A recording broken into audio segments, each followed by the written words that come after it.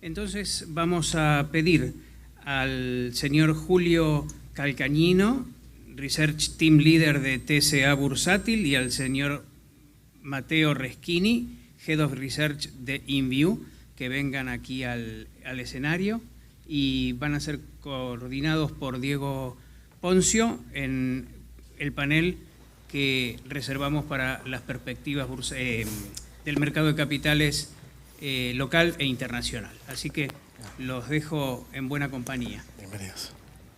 Gracias. Bienvenidos, Julio, Mateo, ¿cómo están? Bueno, tengo algunas preguntas.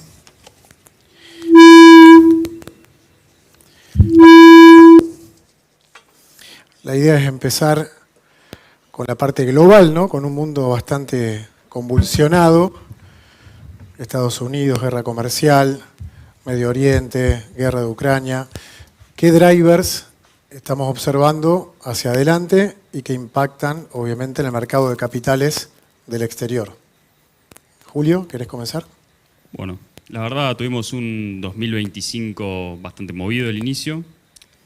Un tema recurrente, para los que recuerdan la primera administración de Trump, lo que fue su guerra comercial, fue una de las notas distintivas de ese periodo, junto con algunas otras. Y bueno, estábamos bastante avisados de lo que probablemente se podía llegar a venir, y fue lo que empezamos a vivir, un año de volatilidad, que se empezó a mover al compás de la marcha y contramarcha, que también fue una nota distintiva de la anterior guerra comercial que hizo Estados Unidos con China. Una semana viene un golpe arancelario muy fuerte, a la semana hay un acercamiento, después el acercamiento no es tan acercamiento y vuelve un golpe arancelario, hay una marcha y contramarcha que naturalmente termina moviendo los mercados. Por suerte, uno mira las proyecciones que hacen los distintos organismos multilaterales, por ejemplo FMI, y dice, mira, no se espera una recesión a nivel global, no se espera un recrudecimiento fuerte de la inflación a nivel global, pero sí se espera un menor crecimiento, sí se espera una inflación levemente más alta a nivel global. Lo que remarco de Estados Unidos, y después le paso la palabra a Mateo, es, tengamos en cuenta que esta decisión que toma Trump de elevar las tarifas es lo que de libro sería un famoso shock de oferta agregada. Algo que golpea el crecimiento y eleva el nivel de precios hacia arriba. Y eso le trae un especial conflicto al doble mandato de la Reserva Federal de los Estados Unidos. La Reserva Federal de Estados Unidos tiene que cuidar la estabilidad de precios y tiene que cuidar el pleno empleo. Pero cuando se da un shock de este tipo, estamos más acostumbrados a ver shocks de demanda y no shocks de oferta. Cuando se da un shock de oferta, en el caso de las tarifas, se te eleva el nivel de precios, por ende te presionan un mandato, y te cae el nivel de producto, se te lesionan las perspectivas de crecimiento y te lesiona el segundo mandato. Y vos tenés que elegir una de las dos remedios a tomar. Trump aprieta mucho por un remedio de responder con una política acomodaticia, bajame la tasa, asegurame el crecimiento, tendremos que tolerar un poco más de inflación. Por ahora la Reserva Federal toma una postura más bien neutra, veo qué pasa, la otra alternativa es una alternativa más bien restrictiva. Bueno, cuido el mandato de estabilidad de precios y veremos qué pasa con el crecimiento. Y el mercado se mueve muy al compás de eso, porque de hecho los grandes eventos de volatilidad que tuvimos este año fueron por un eventual miedo a una recesión en Estados Unidos. Por suerte se calmó un poco la situación, se habrán enterado todos anoche, el Poder Judicial en Estados Unidos le puso una especie de parate a esta medida de Trump, y bueno, después hubo un acercamiento con la Unión Europea que veremos en qué queda. Pero bueno, al fin y al cabo es un entorno un poco más desafiante, pero que no parece estar en la cabeza de nadie que vaya a ser el fin del mundo con esta nueva guerra comercial. Perdón, antes que nada, pueden escribir preguntas al WhatsApp que figura en pantalla o con el QR. Yo las voy a recibir acá. Mateo. Hola, perfecto. Bien, sí, respecto de lo que está pasando en el exterior, hasta incluso también se ve bastante migración, ¿no?, de tenencias de activos de Estados Unidos a otras zonas específicamente. Ahí, bueno, Julio recién estaba hablando un poco de un acercamiento con la Unión Europea, pero la Unión Europea justamente está recibiendo flujos positivos de toda esta situación. Así que si bien tenemos un mundo volátil en en el exterior, tenemos específicamente también oportunidades en otros mercados, ¿sí? Este shock de oferta que puede llegar a haber, según, bueno, como comentaba un poco Julio, es interesante verlo porque en Estados Unidos no lo habíamos visto esto hasta ahora en política comercial pero tan masivo en lo que sería el alcance de las tarifas.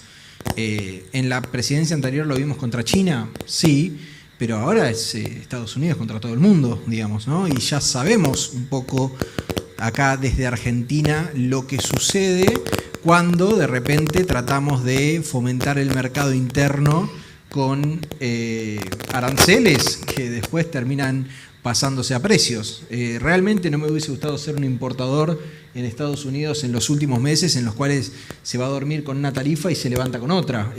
Realmente es bastante complejo y eso después se termina traduciendo en precio.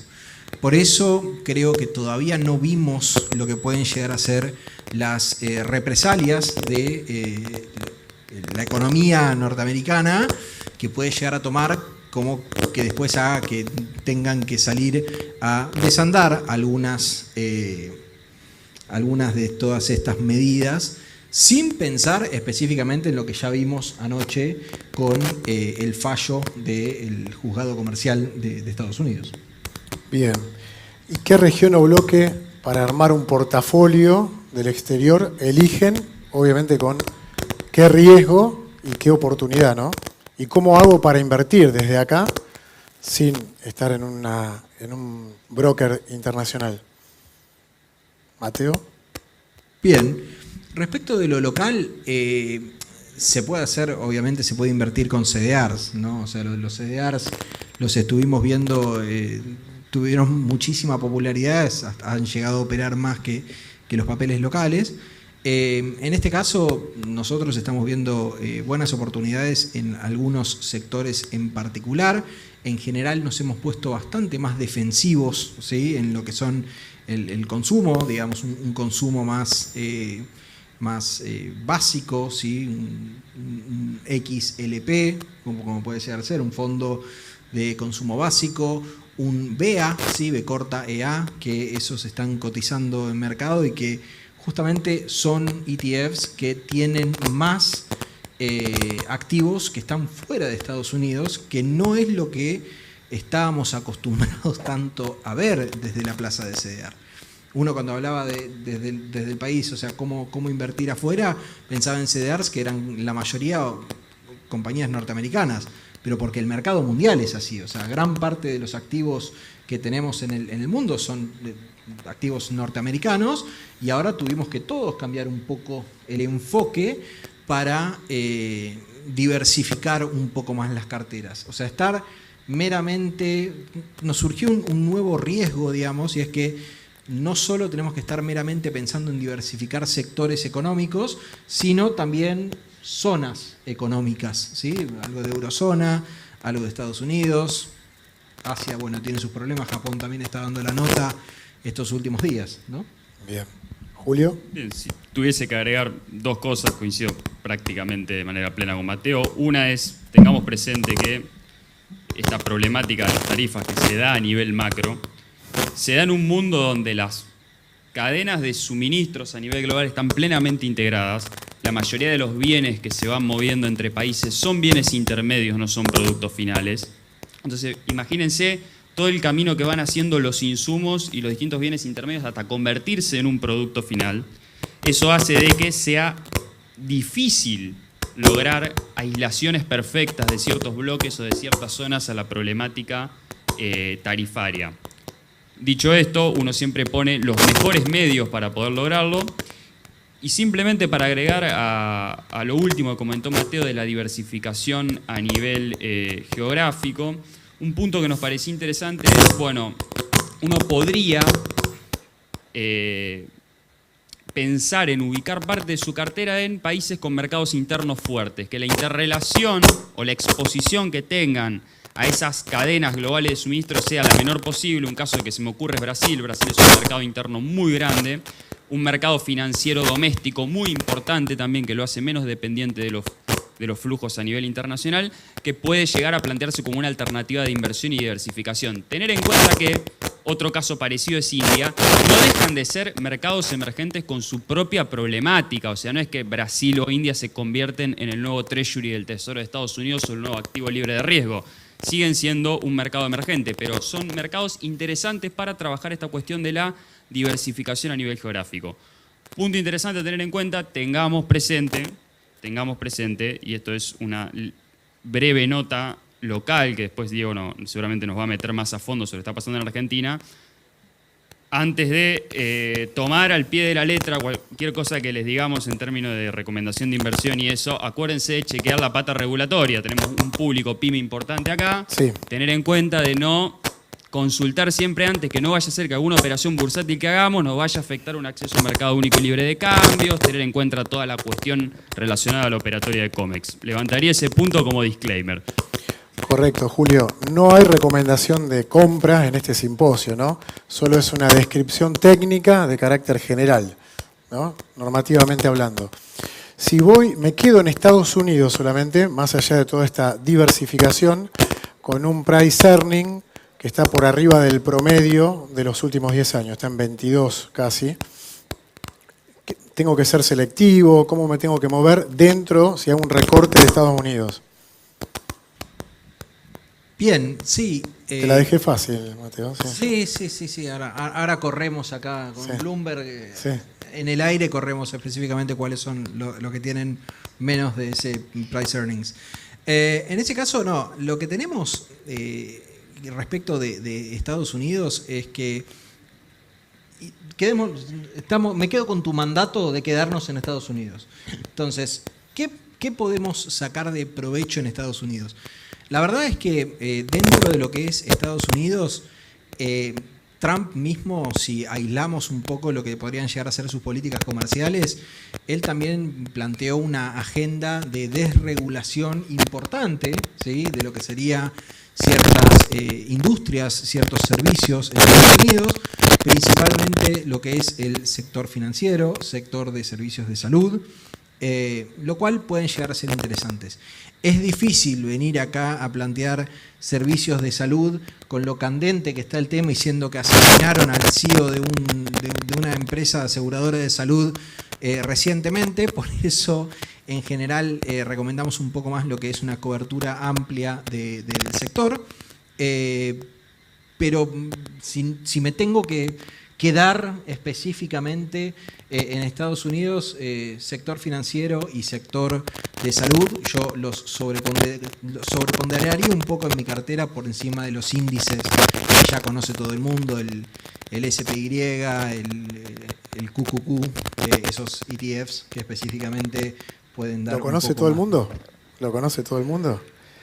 Perdón, un poquito. Sí, claro. En realidad, los índices que, por ejemplo, el S&P 500 o el Nasdaq, ¿sí?, que son índices de cobertura bastante amplia, uno más sobre sector tecnológico, que es el Nasdaq, y que pueden invertir en un CDR que se llama QQQ, que trata de replicarlo, o el SPY, que va respecto del S&P. Entonces, si nos queremos ir a economía norteamericana, un SPY, que lo encuentran directamente en CDRs acá sin tener que salir, QQQ, Nasdaq, para ir un poco más a tecnológico, y después ir a los ETF sectoriales, XLF, para los financieros y lo que veníamos hablando.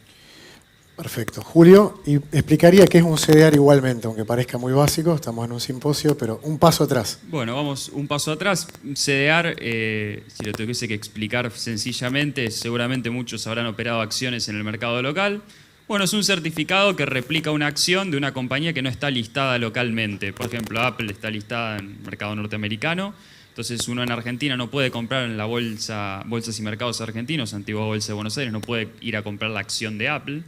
Entonces puede ir a comprar un certificado que dice en un lugar, en un banco, están guardadas una determinada cantidad de acciones de Apple y yo tradeo un certificado que dice esto equivale a tantas acciones de Apple, generalmente a fracciones de una acción. A sumar un poco a lo que dice Mateo, dos cosas me parece llevarnos de la pregunta de Diego, que al fin y al cabo apuntaba a, che, me parece que veo un múltiplo de evaluación, es decir, una relación entre cuánto valen las empresas y cuántas ganancias a nivel contable generan, que me parece elevado. 2 puntos marcaría. El primero es, convengamos de que a veces miramos relaciones históricas de largo plazo y ha habido un cambio estructural en la composición sectorial del S&P 500 en Estados Unidos, donde los papeles industriales del sector financiero han perdido muchísimo protagonismo a mano de empresas tecnológicas con modelos de negocio que se basaban más que en los rendimientos o en los resultados corrientes que generaban las empresas presentados en sus balances, de la expectativa de lo que van a generar en un largo plazo. Entonces, eso evidentemente hizo que los múltiplos se dispararan. Entonces, hubo un cambio, una especie de cambio de régimen ahí, pero con una cuestión de composición sectorial del índice, donde, bueno, sí, vamos a tener que ver múltiplos más altos de lo que vimos en la historia. La cuestión es que uno dice, bueno, ¿hasta qué nivel los convalido? Ahí empieza a aparecer la duda y ahí aparece el asesoramiento tailor-made a la hora de armar cada una de las carteras. Y al perfil de riesgo que tenga cada cartera, obviamente. Y evidentemente y el horizonte, ¿no? También. Exactamente.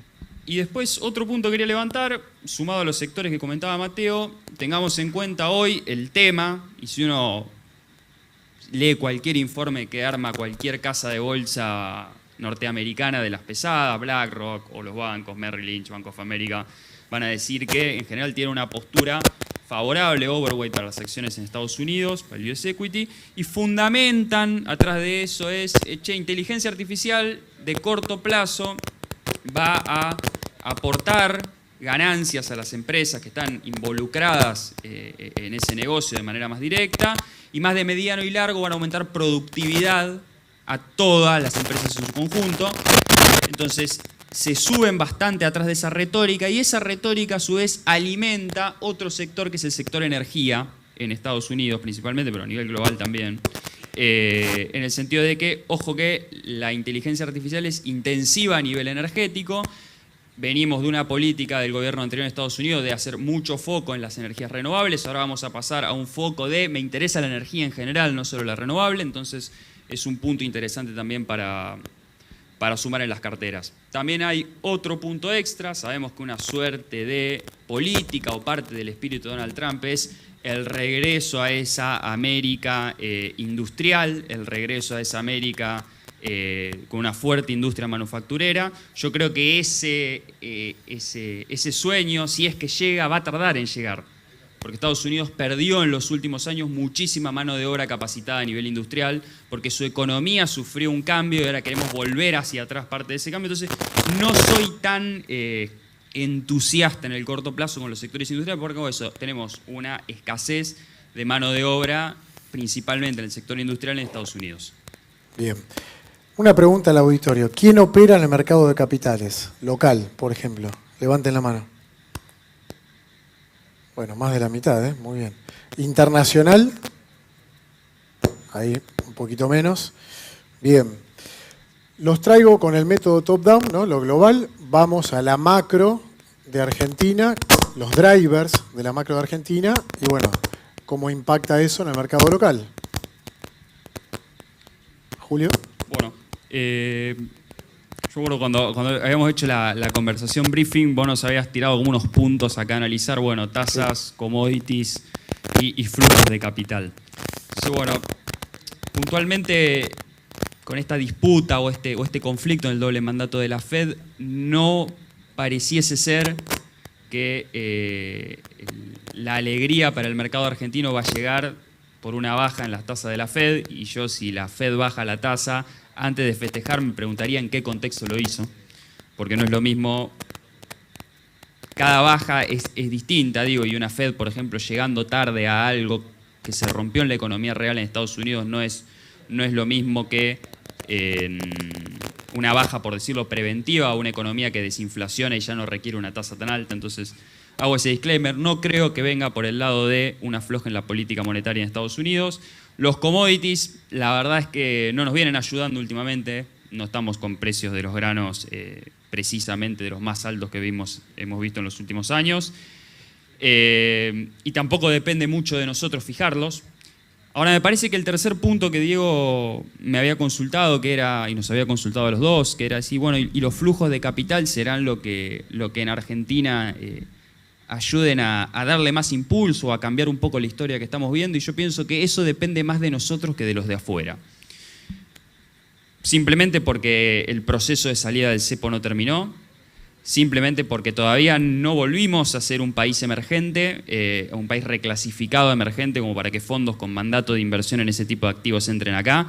Aviso que va a tardar una reclasificación de ese estilo. Digo, Macri sacó el cepo en una cuestión de semanas en 2015, Argentina se anuncia como mercado emergente a mediados de 2018 y es efectivo su ingreso emergente en el año 2019. A los meses que Argentina entra emergente, Argentina pone cepo de vuelta, y recién nos quitan de emergentes a mediados de 2021. Entonces los procesos de reclasificación son lentos y todavía nos resta tarea para hacer a nosotros. Entonces, si los flujos de capital nos van a favorecer o no nos va a favorecer, creo que va a depender más de lo que se hace internamente que de lo que va a pasar o no pasar en el mundo.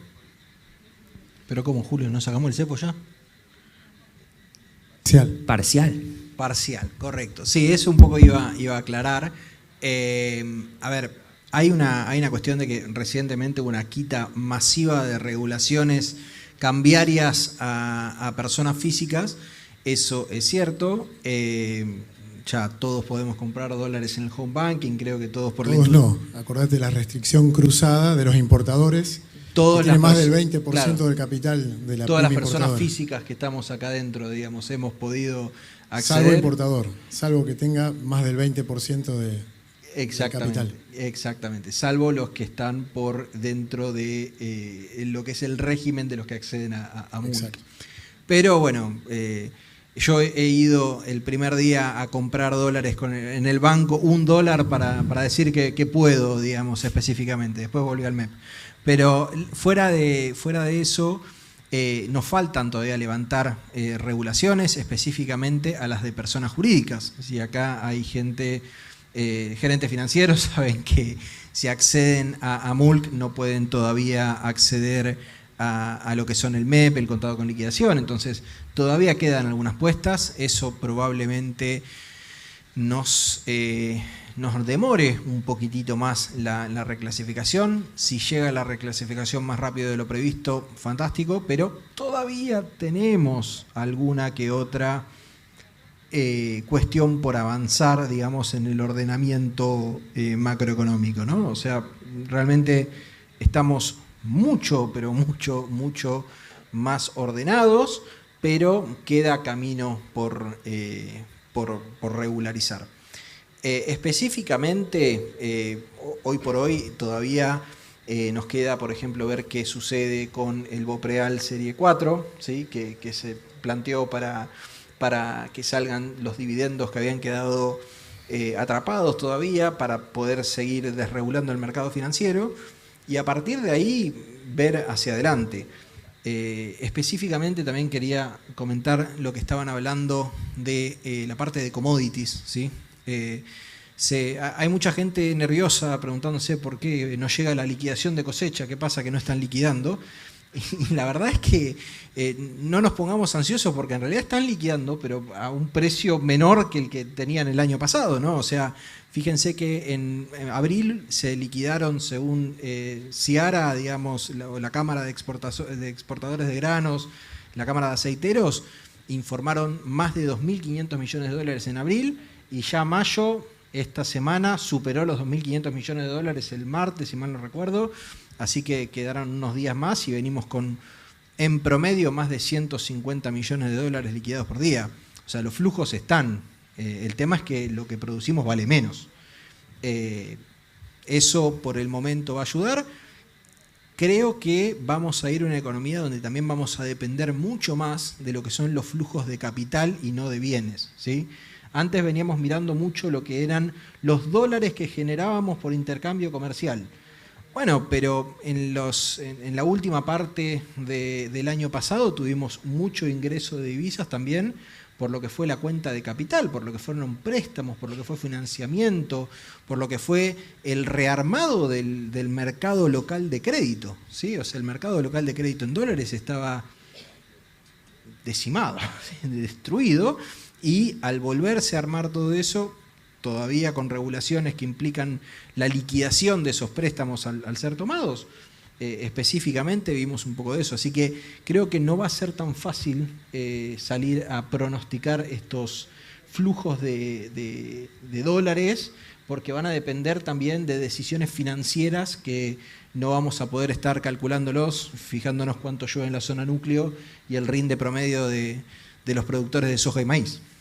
Bien, y del exterior hicimos una prueba ayer, la primera salida al mercado después de 7 años, con el Bonte. ¿Cómo nos fue? ¿Arranco yo? Arranca vos después. Dale. Bueno, a ver, ayer salimos a mercados internacionales. Digamos que, o sea, un poquito para poner blanco sobre negro, es una emisión internacional en cuanto a que fue circunscripta específicamente a inversores internacionales. No estamos seguros específicamente de cuánto de todo ese monto son específicamente inversores internacionales, porque si tuviese cuenta en el exterior, en un broker de afuera, podría haber ingresado un argentino, pero fuera de ese toque ácido, digamos, esa prueba ácida que uno puede hacerle, salimos al 29,5. ¿Es mucho? ¿Es poco?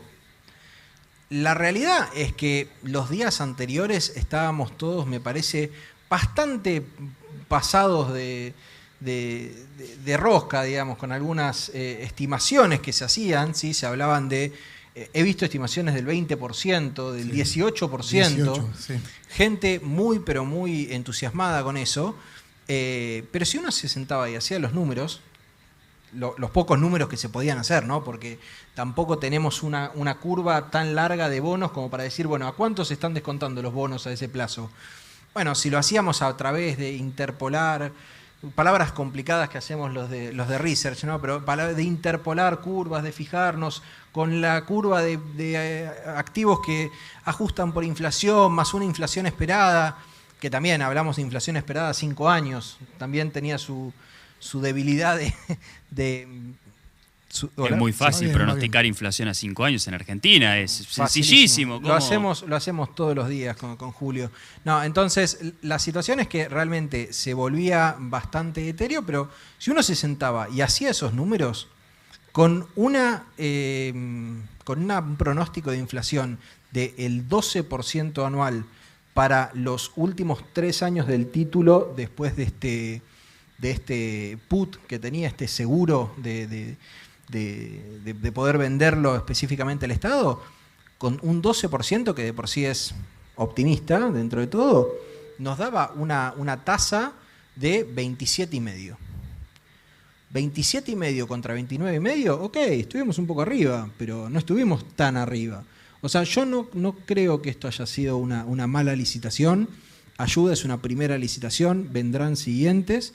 Veremos cómo eso después impacta en el mercado de deuda, pero la verdad es que creo que es una forma inteligente, como encuentra en general el ministro. Una muestra. Sí, pero es una forma inteligente, como muestra el ministro Caputo, de tratar de rodear algunos impedimentos que muchas veces pensamos que pueden llegar a tener, como decir, no vamos a comprar dólares en el mercado secundario. Bueno, ¿y de dónde vas a sacar los dólares? Me financio en tasa en pesos al 29,5, así te dice Toto Caputo sin despeinarse siquiera. Bueno, pero lo hizo, digamos, y lo consiguió, y hoy tenemos van a estar entrando esos $1.000 millones el 4 de junio. Entonces, yo creo que va por ese lado. Después, si tenemos la discusión de si preferimos comprar reservas, endeudarnos a 2030, posiblemente 2027, con una tasa del 29,5, iremos a otra. Pero hasta hace unos días estábamos diciendo, bueno, tenemos que conseguir dólares, y ahora me van a decir, bueno, acá están los dólares. ¿De qué nos vamos a quejar ahora? Después, por eso hay que enfocar quizá la discusión por otro lado, digamos. Sí, está el repo también, ¿no, sí. Julio? Sí, quizá todavía nos faltan un poco para cumplir el target con el fondo, pero yo estoy esperando el waiver. Yo estoy esperando el waiver, a ver. Creo que ellos también. Estamos todos esperando el waiver. Yo pienso que a confesión de partes, relevo de pruebas, dice una frase, la señalización que hizo el gobierno acerca de no comprar dólares dentro de la banda de flotación, se cansó de decirlo, a pesar de que el acuerdo con el fondo prevé compras dentro de las bandas de flotación para acumulación de reservas. El gobierno... Te sumo, Felipe Núñez dijo, no vinimos a juntar reservas, sino a bajar la inflación y bajar impuestos. Me quitaste las palabras de la boca. Iba a citar justamente a Felipe Núñez, no vinimos a comprar reservas, sino a bajar la inflación y a bajar impuestos. Entonces, a mejor confesión que esa creo que no hay. El gobierno, obviamente, tiene en su cabeza esta ecuación, pienso yo, que es, tengo dos maneras de reinsertarme a los mercados, tengo dos maneras quizás de normalizar un poco esto. La manera tradicional, la que conocemos todos, empiezo a armar reservas por el lado de los flujos comerciales y por el lado de compras en el MULC. O la otra alternativa, gano las elecciones, genero más confianza y ahí abro el mercado.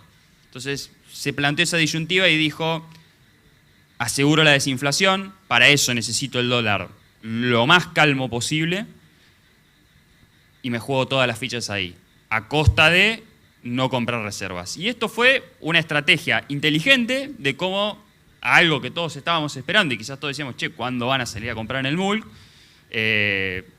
Lo rodeamos, buscamos otra alternativa. Después cada uno puede pensar si es deseable o no es deseable que esta sea la manera de acumular reservas, pero en algún punto inició un camino, y es un camino que vale la pena recordar. El año 2016, entre mediados de septiembre, finales de octubre, se colocaron 10.000 millones de dólares en operaciones de este estilo. Entonces hay capacidad de cumplir un objetivo de reservas con más tarde, menos tarde, con waiver, sin waiver. Quizás, si uno dice, si alguna vez lo hicieron, quizás ¿por qué no lo pueden hacer de vuelta? Después, bueno, queda esa discusión abierta. ¿Es deseable esta manera de acumulación de reservas o no es deseable? Veremos. Y tema riesgo país, de no comprar en el mercado único libre de cambios, y está el trade electoral también, ¿cómo puede impactar, no? En los instrumentos, más que nada. Bien, ahí respecto de eso, a ver, me parece que en este momento los cañones están puestos en otro objetivo. Los cañones están puestos en el objetivo de, como dice Julio, ganemos las elecciones, tengamos un poco más de margen político para aplicar reformas por otro lado. Recuerden que el gobierno siempre plantea que quiere dar competitividad, no por tipo de cambio, sino por bajas de impuestos y por simplificaciones de lo complicado que es el ambiente empresarial en Argentina. No se los tengo que explicar a ustedes en su día a día, lo verán, creo que todos lo vemos en cada una de nuestras áreas. Entonces, en ese sentido, lo que creo que van a querer es, en julio hay que pagar ahora dólares de los globales y los bonares. ¿Alguno piensa que no van a pagar? Bien, yo no pienso que no van a pagar, yo pienso que van a pagar sin ningún tipo de problema. O sea, no van a defaultear, por ahora lo quiero dejar bien en claro mi opinión en ese sentido. Y a partir de eso es, bueno, tendremos otra solución inteligente, creativa del MECON para poder pagar. Hay dólares directamente que se pueden llegar a usar, porque todavía el MECON no pasó todos los dólares al Banco Central. Entonces, en ese caso, se pueden llegar a utilizar. También pensando que con la licitación que hicieron ayer, ¿sí?, esa tasa real de la que estábamos hablando, esa tasa de los bonos SER que usábamos como supuesto, era del 10%, porque está esa curva ilíquida rara allá atrás, está al 10%. Es posible, yo les planteo, digamos, que los bonos en dólares rindan mucho menos que los bonos en pesos atados a la inflación. Y no, si yo tengo el gobierno convalidando unas tasas reales similares de piso al 10%, me están diciendo, bueno, está bien, por el momento yo ese precio lo tomo. Entonces, yo creo que puede disminuir un poco el riesgo país, sí. Podemos ir a un muy optimista 500 puntos en los próximos meses, pero como un escenario muy optimista. Yo creo que estamos más para lateralizar o ir bajando gradualmente, pero yo creo que no están tratando de mirando todo el día el riesgo país. Es más, Hay una frase que surgió en estos días que dicen que el mismo Milei dijo, no miren tipo de cambio, no miren riesgo país, ejecuten, ejecuten, ejecuten. Bueno, está bien, están ejecutando el plan y no pasa, me parece, por ese lado. Bien. Dentro de la renta fija, que es obviamente el volumen mayor en el mercado local, ¿qué instrumentos existen dentro de la renta fija en Argentina? Julio. Bueno, la vamos haciendo mitad y mitad, Mateo. Me parece que hay que hacer docencia en esta, me toca. Compartan. Bueno, dos mundos. En la renta fija, como ya saben, es algo que te da unos flujos de fondo, es un título. No vamos a decir un algo porque me van a hacer un meme después.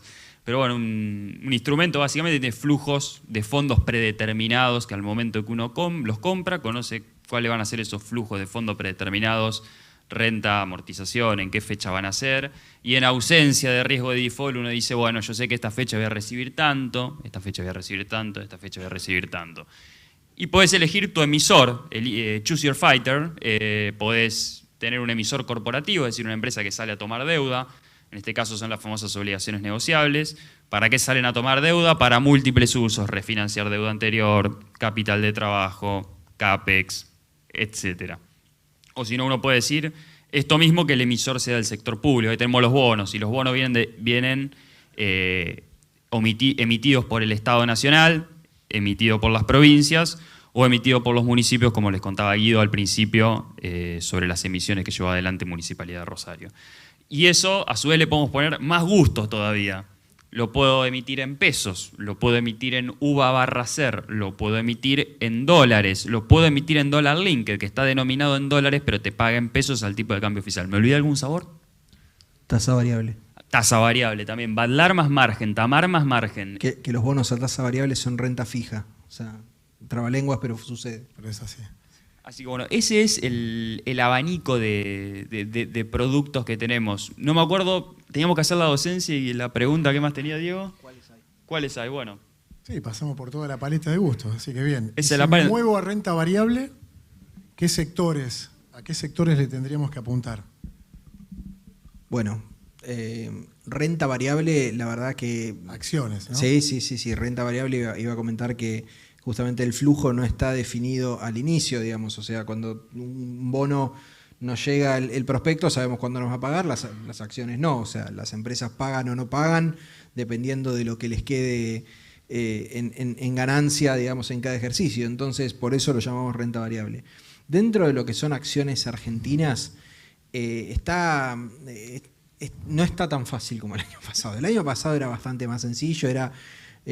traigamos un mono acá, lo ponemos con un coso de dardos, con todos los papeles, lo hacíamos tirar dardos y medio como que casi que con cualquiera agarrabas algo porque veníamos desde el quinto subsuelo. Entonces, en ese sentido, medio como que era un poco más fácil. En este año está un poco más complicado. Ya hemos recuperado bastante. El Merval está rondando los $2.000, ¿sí? Si tomamos el Merval al contado con liquidación, estamos en los $2.000, o sea... Arrancamos por debajo de 1.000, digamos, hace unos años, así que imagínense el recorrido que tiene eso. ¿Qué queda hoy que tenga valor? ¿Sí?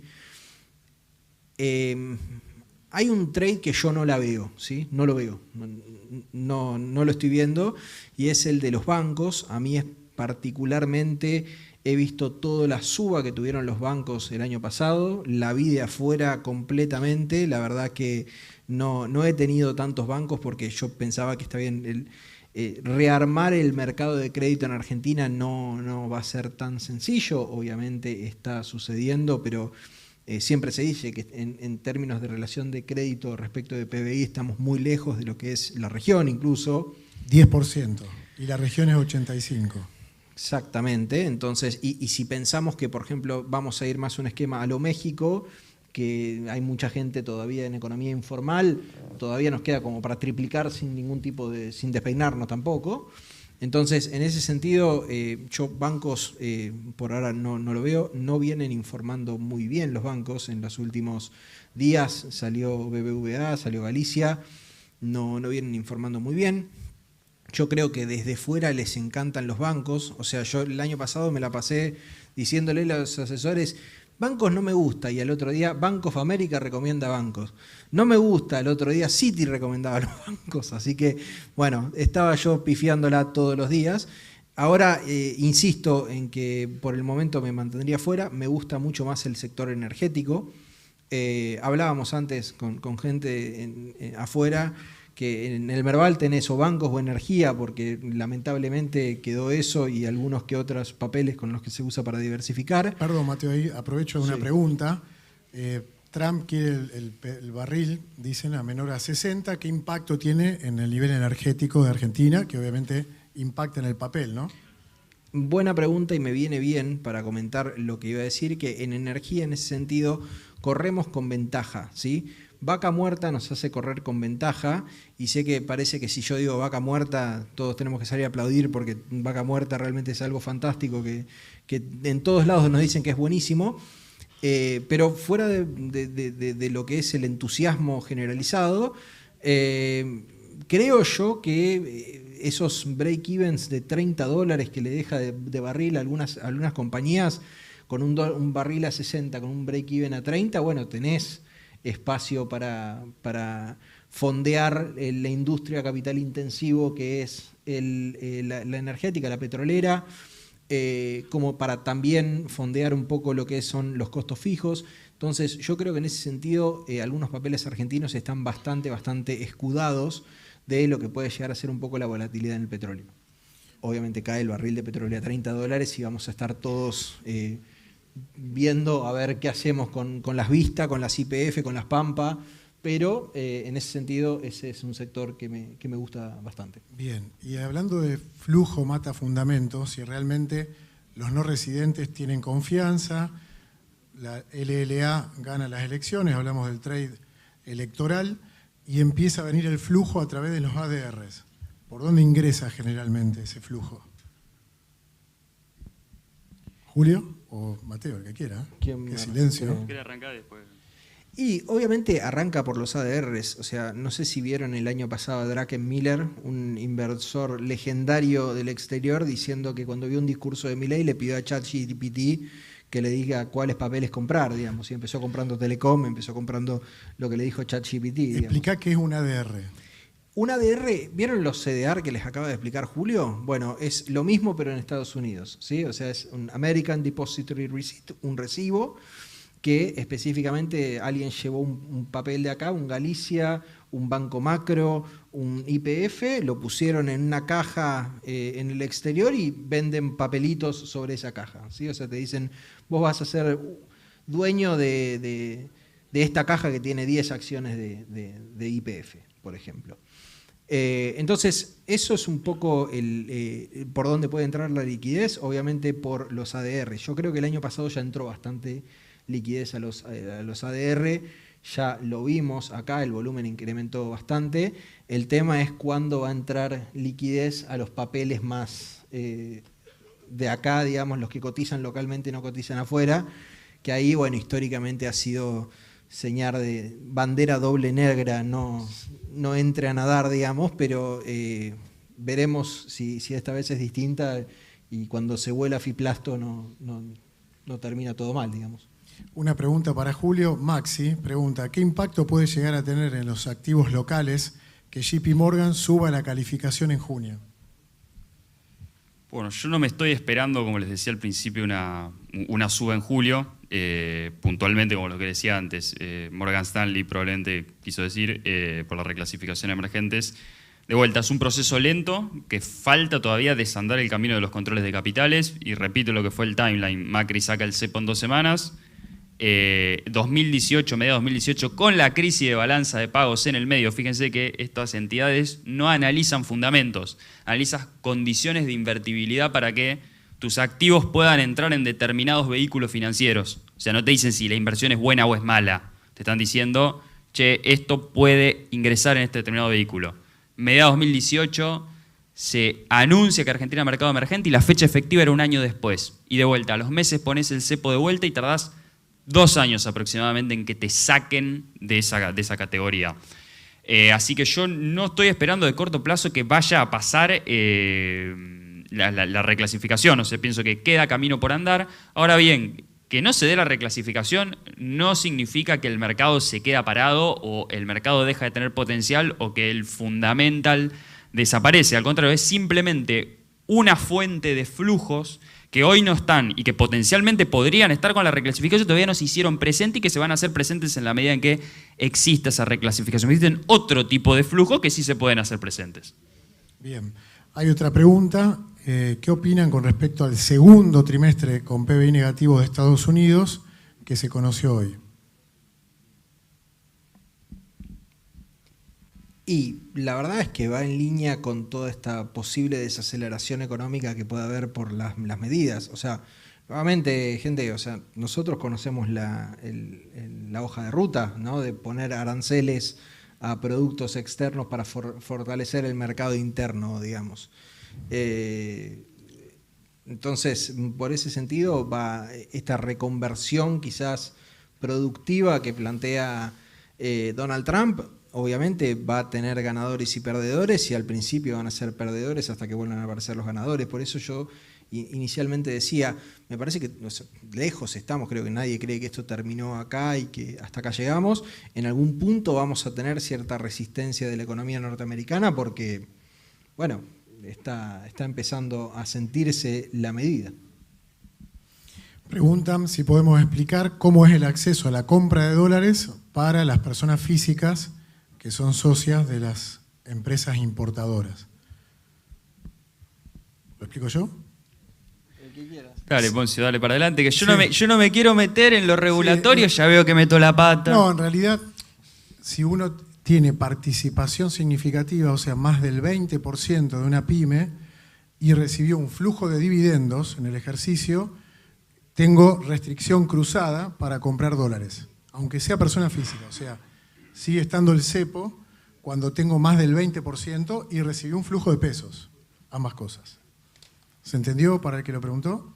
Sumaría algo a lo que comentó Diego. Si uno trabaja, es importador, es exportador, por ende va a tener contacto frecuente con el sector de COMEX del banco con el que opere.